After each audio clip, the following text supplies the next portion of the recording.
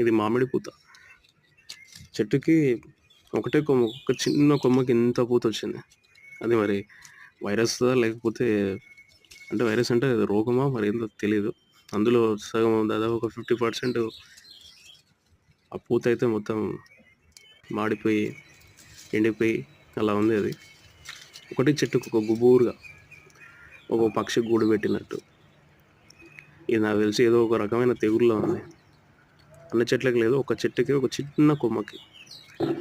ఇప్పుడు మనకు మామిడి ఇగురు వస్తే అంటే పూత వస్తే ఎలా వస్తుంది అంటే ఒక కొమ్మకి చిన్న ఇట్లా సన్న వచ్చి ఒక పొడవుగా వస్తుంది. ఇది గుబూరుగా వచ్చింది. ఇన్ని కెమికల్స్ వాడుతున్నాము, ఏ రోగాలు ఎందుకు వస్తున్నాయో కూడా తెలియట్లేదు మన వ్యవసాయంలో.